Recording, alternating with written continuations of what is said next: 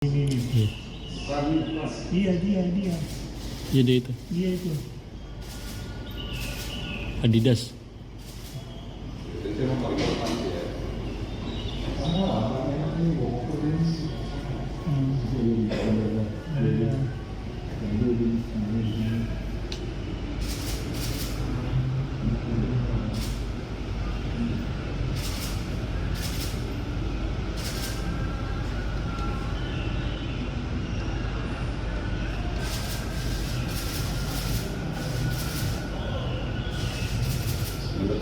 Ya paling depan.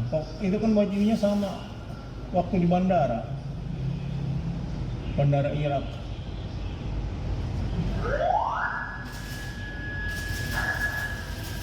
Diajarin dulu.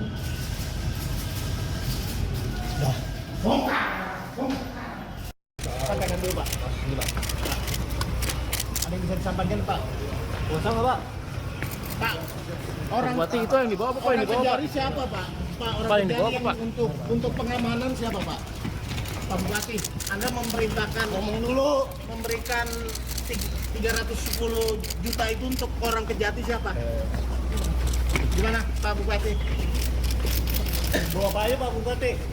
Bawa Pak, ada aliran ke partai nggak sih Pak? Pak, itu Anda ngambil itu di perintah pejabat yang ngangkat karung ya? Pura-pura ngangkat karung. Kita bau ya? Kagak mau ngomong.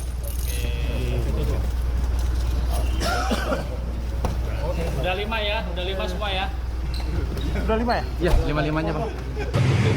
Wilayah tadi sore sudah dilakukan ekspos di tahapan pimpinan dan sudah diputuskan status hukum pada pihak-pihak yang diamankan, di mana KPK menetapkan 5 orang tersangka dalam kegiatan penyelidikan tertutup tersebut, di mana 5 orang yang ditetapkan sebagai tersangka adalah 3 sebagai pihak pemberi dan 2 sebagai pihak penerima. Saat ini semua pihak yang diamankan dan dibawa ke gedung KPK Merah Putihnya sejumlah 9 orang, semuanya masih dilakukan pemeriksaan secara intensif di tahap penyidikan.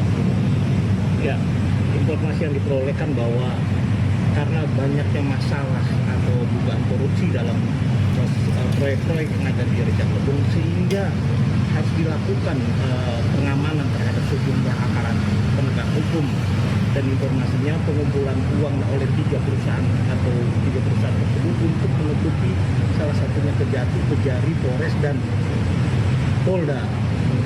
Bisa disampaikan lagi mungkin?